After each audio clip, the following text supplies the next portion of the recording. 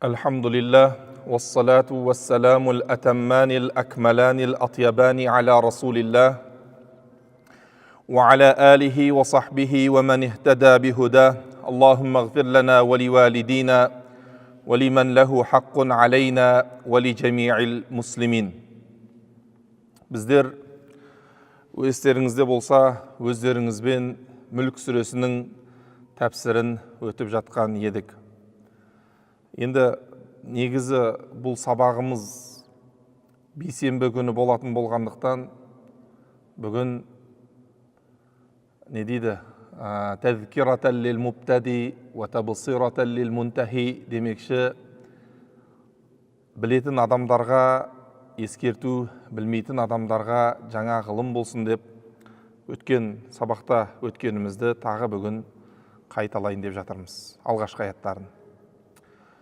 Аллах субханаху ва тағала Мүлк сүресінің бірінші аятында айтады: Табаракаллази биядихил мулк ва хуа аля кулли шайин қадир дейді. Яғни бүкіл әлемдердің билігі өз құдіретінде болған Алла берекелі ұлы. Ол бүкіл нәрсеге толық күші жетуші дейді. Осы жерде Аллах субханаху ва тағала табарака, берекелі деген сөзбен бастады. Жалпы біздің қазақ халқында береке деген сөз, берекені тілеу деген сөз бұрыннан бар нәрсе. Береке тапқыр, берекелі екен, мынау берекелі болып кепті, мына береке берсін деген секілді тілектерді, терминдерді көптеп естіп жатармыз. Береке деген сөздің неше мағынасы бар. Береке деген сөзден бұл жерде Аллах субханаху ва тағала берекелі ұлы деп жатыр. Сол берекелі деген сөздің қандай мағынасы бар? Не нәрсе мақсат тұтылып жатыр? Осыған тоқталамыз. Егер тәпсір парақтарын парақтап отыратын болсаңыз, ғалымдарымыз береке деген сөзге үш түрлі мағына берген. Аллах субханаху ва тағаланы берекелі дегенде осы үш мағынаны өз ішіне қамтитындығын түсінуіміз керек. Ең бірінші мағынасы, береке дегеннен ең бірінші мағынасы Аллах субханаху ва тағала бүкіл айып нұқсаннан пәк деген мағынасы. Ең бірінші мағынасы. Сондықтан да біздің әхли сүнна уәл жамаа ақидасында Аллах субханаху ва тағаланы сипаттаған кезде ең бірінші тәнзи, яғни айып нұқсаннан, жаратылғандарға ұқсаттырудан пәктейміз біз. Пәктейміз. Қандай да бір есім сипаттар, қандай да бір айтылған сөздер, сыртқы көрінісі Аллах субханаху ва тағаланы жаратылғанға ұқсастырып қойса, яки болмаса Аллах субханаху ва тағалаға ағза мүше бекітетіндей жағдай болып қалатын болса, біз ондай мағыналардан Аллах субханаху ва тағаланы пәктейміз. Ол қайдан шықты деген сұрақ туындайды. Неге біз береке дегенді айып нұқсаннан, кемшіліктерден пәк, мөлдір деген мағынасында алып жатырмыз деген сұрақ туындайды. Ол жайлы Аллах субханаху ва тағала Құр'ан-ы Кәрімде «Ва наззална минас самаи маан мубарак» деген. Яғни біз аспаннан берекелі су, яғни жаңбыр жауғыздық түсірдік деген. Аллах субханаху ва тағала бұл жерде жаңбырды берекелі деп сипаттауы, ол судың, аспаннан жауған жаңбырдың таза, мөлдір, ешбір кемшіліктерден пәк әрі тазалаушы, тап-таза етіп түсірдік деген мағыналарды қамтып жатыр. Демек, сондықтан да біз бұл жердегі берекелі деген сөзді Аллах субханаху ва тағаланы бүкіл айып нұқсандардан, кемшіліктерден пәктейміз. Жаратылғандарға ұқсайтын сипаттардан пәктейміз. Екінші мағынасы бұл Аллах субханаху ва тағаланың ешбір серігі жоқ. Аллах субханаху ва тағаланың ешбір теңі жоқ. Аллах субханаху ва тағалаға кейбір құдайсыздар тағып жатқан айыптардан, әр түрлі кемшіліктерден Аллах субханаху ва тағала пәк деген. Қарасаңыз, біріншісі мен екінші мағына бір-біріне өте жақын.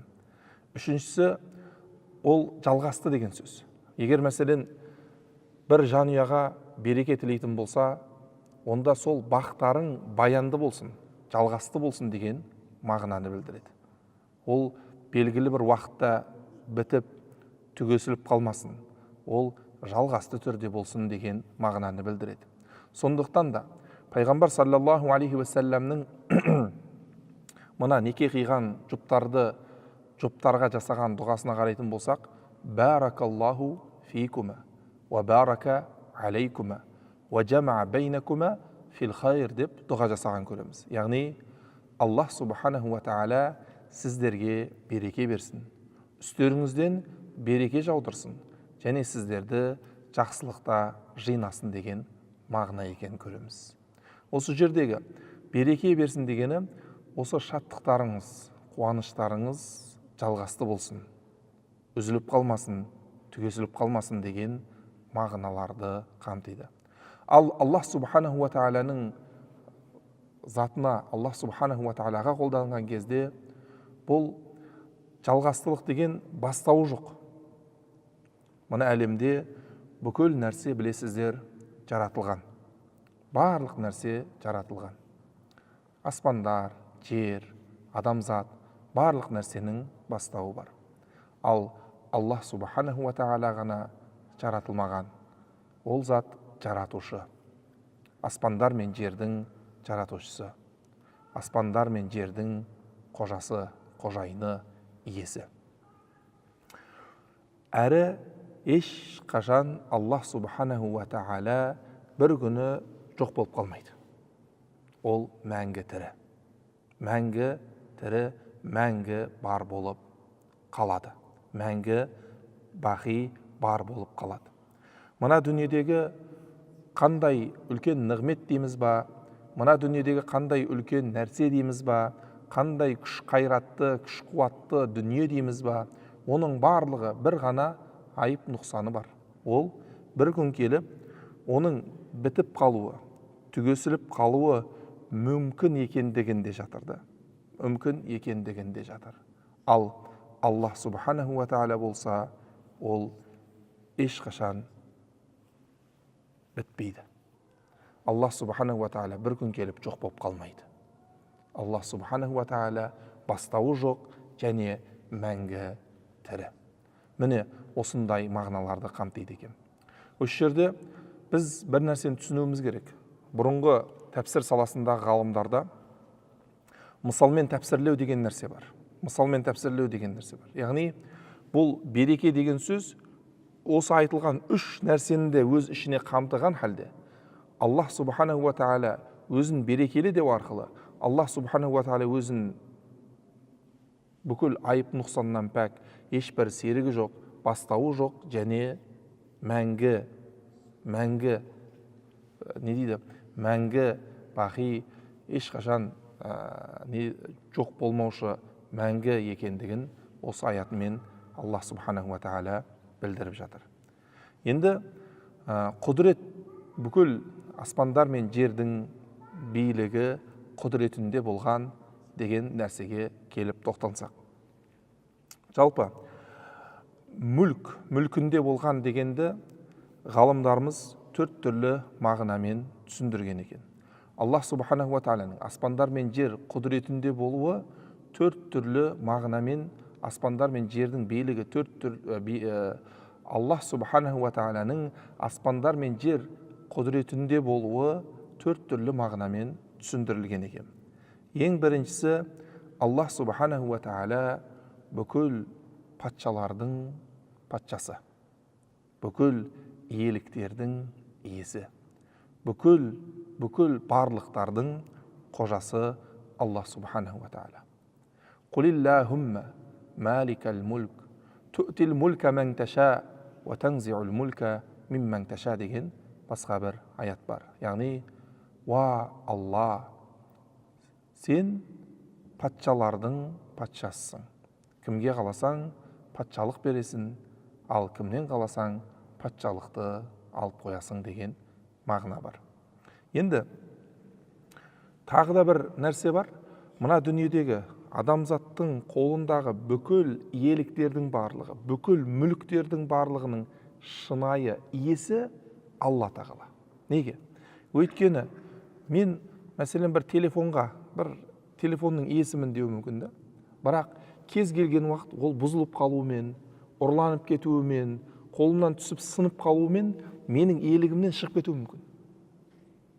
Бірақ мына әлемдердегі бүкіл барлықтардағы ешбір нәрсе Аллах субханаху ва тағаланың мүлкінің шеңберінің сыртына шығып кете алмайды. Барлық нәрсе, бүкіл жаратылыс атаулының барлығы Аллах субханаху ва тағаланың мүлкінің ішінде. Сондықтан да Аллах субханаху ва тағаланың иелігі, Аллах субханаху ва тағаланың билігі ол шынайы билік, шынайы иелік. Ал адамзаттың билігі, адамзаттың иелігі ол уақытынша иелік, уақытынша билік болып табылады. Екінші мағынасы аспандар мен жердің иесі. Яғни құдіретінде, Аллах субханаху ва тағаланың құдіретінде аспандар мен жердің билігі бар. Және де осы дүниенің және ақыреттің билігі бар деген мағына дейді. Үшіншісі, Ибн Аббас радиаллаху анху айтады. Аллах субханаху ва тағала кімді қаласа абыройлы мәртебелі етеді, кімді қаласа қорлап төмен етеді, кімді қаласа тірілтеді, кімді қаласа өлтіреді, кімге қаласа байлық береді, кімге қаласа кедейлік береді, кімге қаласа береді жалпы, кімге қаласа еш нәрсе бермей қояды. Аллах субханаху ва тағала өзі жаратқан жаратылыстарында қалаған нәрсесі орын алады. Аллах субханаху ва тағала күн фаякун, яғни кез келген нәрсені бол десе болады. Аллах субханаху ва тағаланың билігін, Аллах субханаху ва тағаланың қаһарын, Аллах субханаху ва тағаланың әділдігін ешкім талқылай алмайды. Ешкім талқылай алмайды. Ваху аля кулли шайин қадир. Ол Алла барлық нәрсеге құдіреті жетуші ұлы. Төртінші мағынасы Мұхаммад ибн Исхақ рахималлаху тағала айтады. Бұл жерде аспандар мен жердің билігі Алланың құдіретінде дегеннен мақсат Аллах субханаху ва тағала кімге қаласа пайғамбарлықты береді деген сөзді айтып жатыр. Аллах субханаху ва тағала кімге қаласа пайғамбарлықты жібереді. Қайсы ұлттан, қайсы ұлыстан, қайсы рудың ішінен емес, қалаған адамын Аллах субханаху ва тағала пайғамбар етіп сайлайды, дайындайды деген мағынаны білдіріп жатыр дейді. Осы жерде табаракаллази биядихил мулк, яд деген сөз келіп жатыр. Яд деген сөзді тіке аударатын болсақ, терминмен буквально аударатын болсаң, қол деген мағына шығады. Бірақ кейбір бауырларымыз айтып жатқандай, бұл Аллах субханаху ва тағалаға ағза мүше бекіттіріліп, Аллах субханаху ва тағаланы жаратылғанға ұқсаттыруға ешқандай себеп болмайды. Неге Аллах субханаху ва тағала бұл жерде тіке терминмен аударсақ, қол деген мағына шығатын сөзді қолданып жатыр десе, адамдардың әдетінде билік, мүлікті білдіретін термин бұл қол дейді. Мысалы, қолында билігі бар дейді.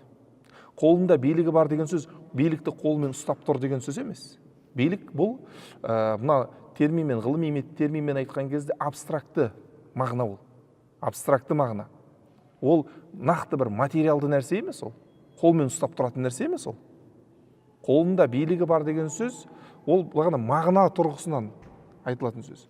Сондықтан да Аллах субханаху ва тағала бұл жерде ауыспалы мағынасында зікір етілетін, ауыспалы мағынасында түсінілетін, егер буквальный сөзбе-сөз аударсаң қол дейтін терминді Аллах субханаху ва тағала осы жерде зікір етті. Сондықтан да біздер аударма берген кезде Аллах субханаху ва тағаланың құдіретінде дейміз. Неге?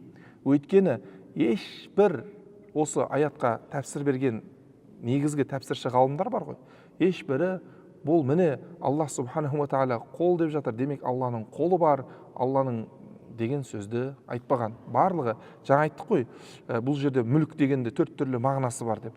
Сол мағыналардың, сол шеңберлердің айналасында сөз айтқандығын көреміз. Аллази халақал маута вал хаята лияблуакум айюкум ахсану амала. Ей адамдар, ол сендердің қайсыларың жақсы амал етуші екендіктеріңді сынақ қылу үшін өлім және өмірді жаратқан. Ол өте құдіретті және жарылқаушы дейді. Пайғамбарымыз Мұхаммед Мұстафа саллаллаху алейхи вассалам: Инна Аллаха әзәллә бәни Адама бил маут. Аллах шын мәнінде Алла тағала адам баласын өліммен төмен етіп қойған. Адам баласын тәкаппарлықтан төмен түсіріп қойған. Неге? Кез келген үлкен, кез келген дөкей, кез келген күш қайраты бар, кез келген қолында билігі бар адам өлімге жеңілуге мәжбүр. Өлімге бас июге мәжбүр. Өлімнің алдында бас имейтін, өлімнің алдында өзі төмен болмайтын ешкім жоқ. Барлығымыз бір күн келіп өлімге бас иеміз. وَجَعَلَ الدُّنْيَا دَارَ حَيَاتٍ ثُمَّ دَارَ مَوْتٍ.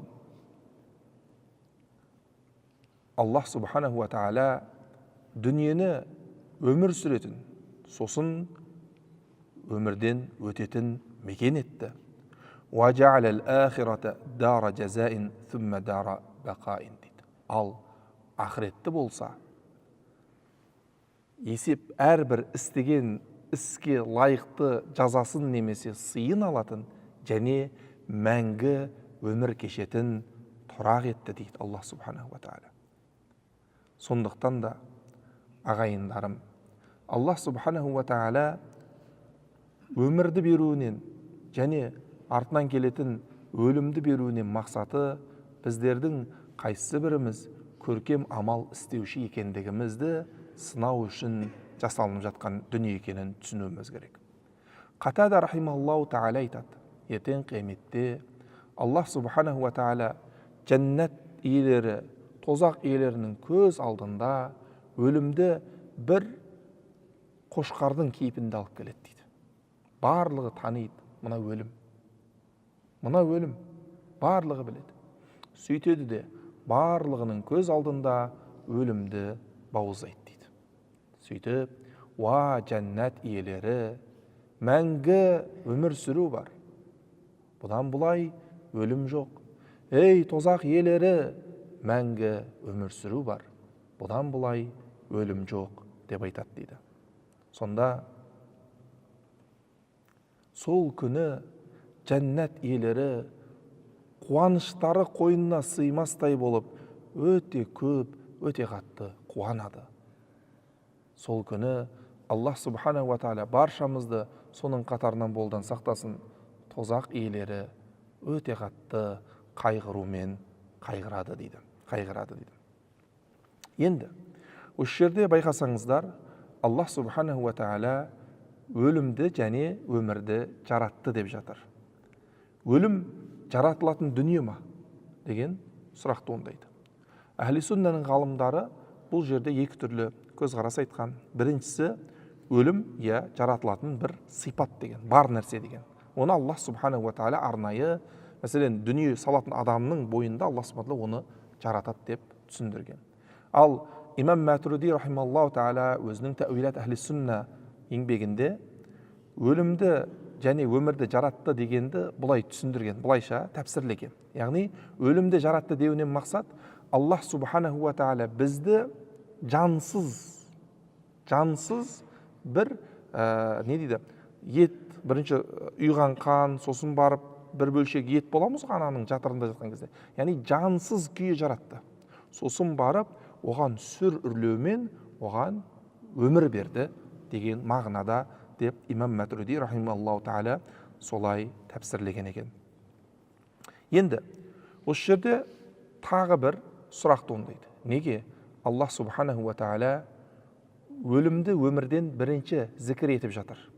Адамға әдетте өлімнен өмір бірінші келеді ғой десе, адам әрқашан өмір сүріп жүрген кезде өлімді ұмытпау үшін, есте сақтап тұру үшін Аллах субханаху ва тағала бірінші өлімді зікір етіп, сосын барып өмірді зікір етіп жатыр дейді. Иншалла қалған азаннан кейін жалғастырамыз. Хаза валлаху алям ва саллаллаху аля набийина Мухаммад. Ассаламу алейкум ва рахматуллах. Өлімді және өмірді жаратты дейді. Оның өмірді және өлімді жаратудың ең бірінші, ең үлкен мәні Аллах субханаху ва тағала сіздер мен бізді көркем амал істеуге мүмкіншілігіміз болу үшін Алла тағала бізге өмір сыйлады. Ал жаман амал, жақсы амал көрініп тұр. Сол жаман амалды емес, жақсы амалды таңдауымыз үшін Аллах субханаху ва тағала бізді бір күн келіп дүние салатын, өлетін қылып жаратты. Сол нәрсені түсінуіміз керек. Лияблуакум айюкум ахсану амала. Сіздердің қайсы біріңіз көркем амал істеуші екендіктеріңізді сынау үшін дейді. Осы жердегі көркем амал дегеннің қандай мағынасы бар десек, оның тәпсір кітаптарында 4 түрлі мағынасы бар екендігін көреміз. Біріншісі, қайсы біріңіз ең көркем ақылға ие болып, Аллах субханаху ва тағала харам еткен істерден тыйылып, Алла тағала бұйырған бұйрықтарды орындаушы екендіктеріңізді сынау үшін деген мағынада дейді. Екіншісі, қайсы біріңіз Алла тағала парыз еткен амалдарды кемеліне жеткізіп, толықтай орындаушы екендіктеріңізді сынау үшін дейді. Біз білеміз, исламда 5 парыз бар. Ла илаха иллаллах Мухаммаду Расулуллах деп айту, намаз оқу, зекет беру, ораза ұстау, қажылыққа бару. Осы 5 парызды қайсы біріңіз толық орындаушы екендіктеріңізді сынау үшін деп жатыр дейді. Үшіншісі, қайсы біріңіз өмірді көбірек еске алып, сол өмірден өтетін уақытқа көбірек дайындалушы екендіктеріңізді сынау үшін дейді. Ал төртінші мағынасы, қайсы біріңіз дұрыс ықыласпен амал атқарушы екендіктеріңізді сынау үшін дейді. Яғни дұрыс амал әрі ықыласпен амал атқарушы екендіктеріңізді сынау үшін дейді.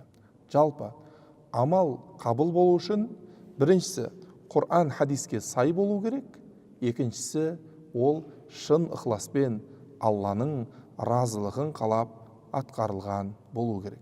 Енді сұрақ туындайды. Аллах субханаху ва тағала сіздер мен бізді біледі. Аллах субханаху ва тағала әзелден Алла тағаланың ғылымы осы шақты да, келер шақты да, өткен шақты да барлығын қамтиды. Қалай Аллах субханаху ва тағала сынайды десе, Аллах субханаху ва тағала өзінің ғылымын адам біледі. Аллах субханаху ва тағала, бірақ Аллах субханаху ва тағалаға адамға мүмкіншілік беріп, ертең қияметке барғанда өзінің пайдасына немесе зиянына шынайы құжат болу үшін Аллах субханаху ва тағала адамдарды осылай сынақ етеді дейді. Жалпы сондай мағыналарды қамтиды екен. Аллази халақа саб'a самаватин тибаqa ма тара фи халқир рахмани мин тафаут фарджи'ил басара хал тара мин футур дейді. Яғни ол 7 көкті қабат-қабат етіп жаратқан. Сен, ей адам баласы, ол мейірімді Алланың жаратуында бірер кемшілікті көрмейсің. Енді көзіңді және көкке қарат, онда бір кемшілік жарықты көрер ме екенсің дейді. Аллах субханаху ва тағала сондай қылып жаратқанда аспандар мен жерді өте көркем, өте бір дәлдікпен жаратқан. Ненің бір батыста бір атеист болған. Антони Флеу деген атақты атеист болған. көп британиялық кісі болған, жаңағы құдайсыздықты насихаттайтын адам болған. Сол кісі жаратушының бар екендігін мойындаған кезде, 2004 жылы жаратушының бар екенін мойындаған кезде, ол кісі айтады да, менің жаратушының бар екендігін мойындауыма түрткі болған нәрсе мына әлемнің дәлме-дәлдігі дейді. Бұл кездейсоқ, кенеттен жаралып қалғанға ұқсамайды бұл әлем дейді. Дәлме-дәл әрбір нәрсе арнайы бір есеппен, арнайы бір бақылаумен жаратылғандығында дейді. Бұл кездейсоқ жаратылатын болса, бұндай дәлме-дәлдік болмайды дейді. Мәселен, адамның ағзасына қарайықшы, мына шашынан бастап аяғының тырнағының ұшына дейін бір назар салып қарайтын болсақ, барлығы дәлме-дәл жаратылғандығын көреміз де. Интернетке жазып, Энтони Флеу деп жазсаңыздар, британиялық кісіні, сол шығады, сөздері шығады. Солай деп, сол арқылы ол кісі жаратушыны танығандығын көреміз. Хәза валлаху алям, ва саллаллаху аля набийина Мухаммад. Я Раббым Алла, өзіңді шынайы танитын, шын сүйген пенделеріңнің қатарынан болды, баршамызға нәсіп ет. Хәза валлаху алям, ва саллаллаху аля набийина Мухаммад.